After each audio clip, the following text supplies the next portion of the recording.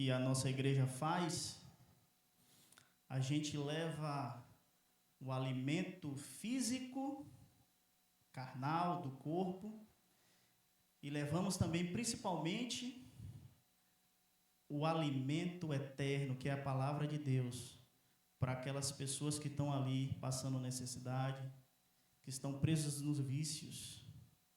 E eu ouvi uma frase do bispo Sandro Maurer, nas primeiras vezes que eu ia com ele, e ele me falou, Deus usou ele, e ele me disse: Francis, quem ajuda o próximo, os necessitados, empresta a Deus. Quando você empresta algo a alguém, esse alguém que está recebendo fica alegre, sim ou não? Sim, né? Se você quer alegrar o Senhor, sirva ao Senhor. E eu vou te dar uma dica. Deus mesmo fala, a palavra mesmo fala, amar a Deus em primeiro lugar e segundo, amar o próximo como a ti mesmo.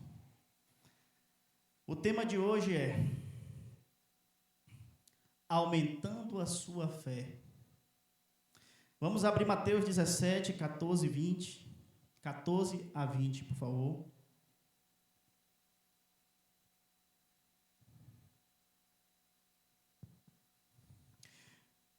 Vamos lá. Quando chegaram ao lugar onde estava a multidão, um homem aproximou-se de Jesus, ajoelhou-se diante dele e disse: Senhor, tem misericórdia do meu filho. Ele tem convulsões e está sofrendo muito. Muitas vezes cai no fogo ou na água. Eu trouxe os teus discípulos, mas eles não puderam curá-lo. Jesus respondeu: ó geração incrédula. Por favor, repita comigo. Ó geração e perversa. Até quando estarei com vocês? Até quando terei que suportá-los? Tragam-me um menino. Jesus repreendeu o demônio, e este saiu do menino, que daquele momento em diante ficou curado. Então os discípulos aproximaram de Jesus em particular e perguntaram: por que não conseguimos expulsá-lo? Jesus respondeu: porque a fé que vocês têm é pequena.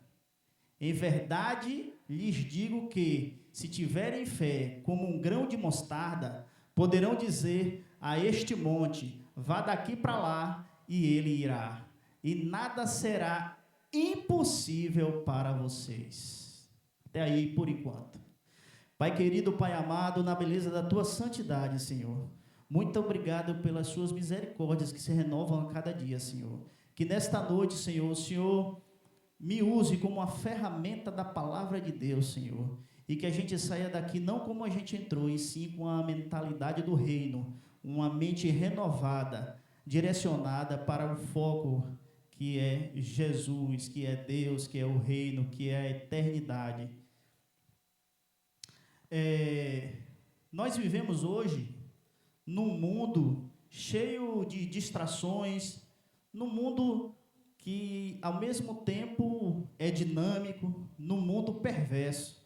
Neste instante, vocês estão vendo aí as notícias, né, das queimadas, né, que aparentemente estão dizendo, segundo as notícias, que podem ser até criminais. A gente vê situações aí perversas para o mundo afora, a gente vê aí o mundo agitado. E as distrações, ela tem sido permanente em nossas vidas através da tecnologia. A tecnologia hoje, ela tem o seu lado bom e tem o seu lado ruim também. O lado bom, como eu falei agora, que tudo é mais rápido, tudo é dinâmico, a gente se conecta com qualquer pessoa do outro lado do mundo, a gente faz um Pix em segundos, e por outro lado, a gente perde tempo nas redes sociais, olhando meme, se distraindo. E uma coisa que é muito importante é o nosso tempo é muito precioso. E através dessas distrações, a gente vai se afastando da palavra de Deus. A gente vai se afastando de Deus, porque a gente não tem mais tempo para Ele. A gente prefere ficar ali preso, acorrentados nas redes sociais. É lógico que também as redes sociais faz parte do nosso trabalho. Mas se a gente quer tirar uma dúvida, a gente vai no Google. Se a gente quer se a gente está apreensível com alguma adversidade, com algum problema no trabalho, em vez de a gente priorizar um pouco Deus, a gente vai no Google, a gente pergunta um, pergunta outro, e vai caçar na internet, nas redes sociais, mas não vai buscar na palavra. O texto fala o quê? Ó geração incrédula e perversa. E parece que a gente está vivendo um tempo parecido. Se a gente não procurar se organizar, se policiar, a gente vai perder a nossa fé. A gente vai diminuir a nossa fé. E com base nesse texto, tem várias lições que a gente pode tirar desse texto. Eu separei só duas, para que não ficasse muito grande. A primeira é a fé limitada das pessoas. Justamente com essas distrações, a gente tem a rotina do nosso trabalho, né, que não está fácil. A gente chega em casa atrasado, tem que fazer as coisas. N situações que nos prendem na nossa rotina carnal, rotina desse mundo, e a gente deixa sempre as coisas de Deus para segundo plano. Com isso, a nossa fé vai diminuindo. A gente começa a duvidar das coisas de Deus. Por quê?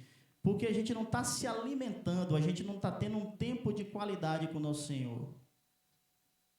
A gente não está tendo tempo de qualidade. Quando a gente não tem tempo de qualidade, as coisas começam a ficar duvidosas na nossa mente. Eu vou te dar um exemplo bíblico do que eu estou falando. João 20, 24 a 29. Vocês lembram de Tomé?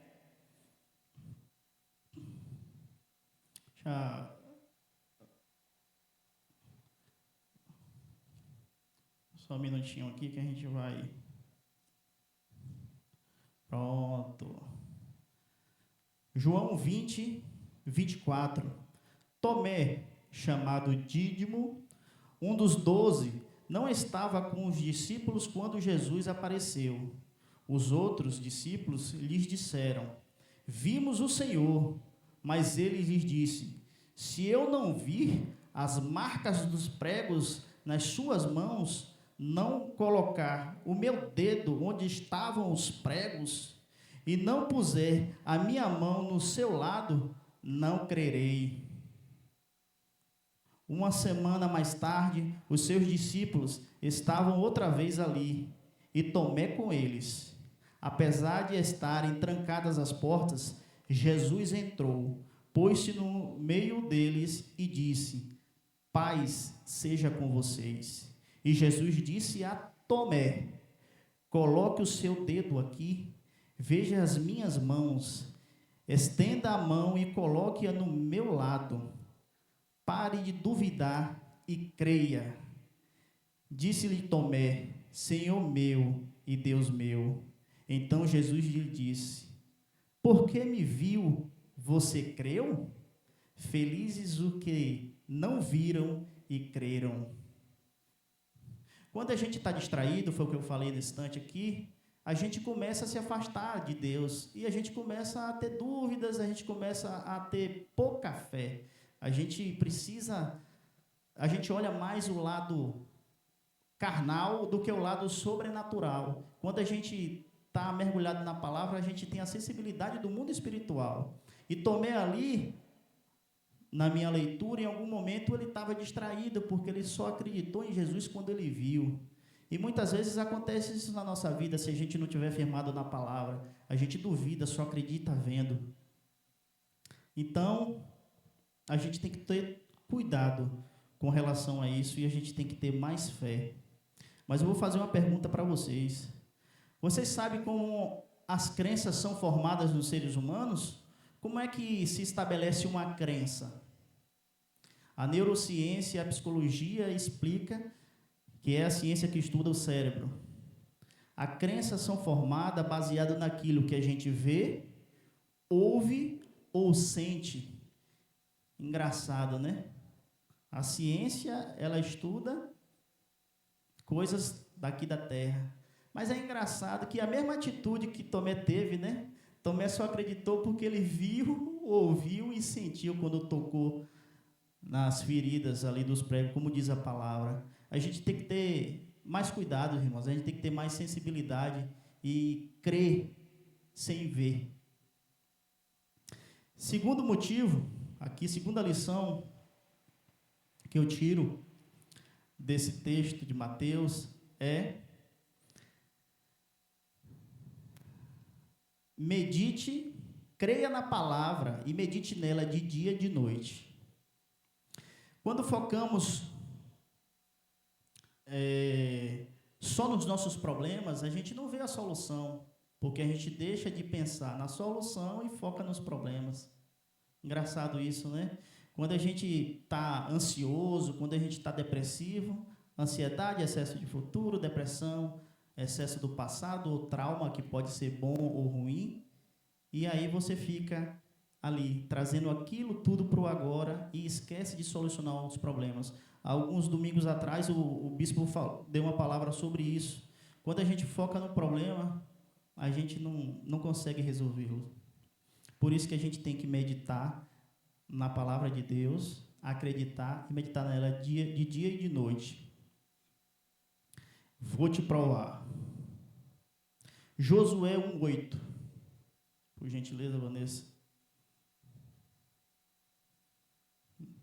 Josué 1:8. Não deixe de mencionar as palavras deste livro da lei e de meditar nelas de dia e de noite, para que você cumpra fielmente tudo o que nele está escrito. Desse modo, você fará prosperar os seus caminhos e será bem-sucedido. Está vendo aí? Engraçado, né?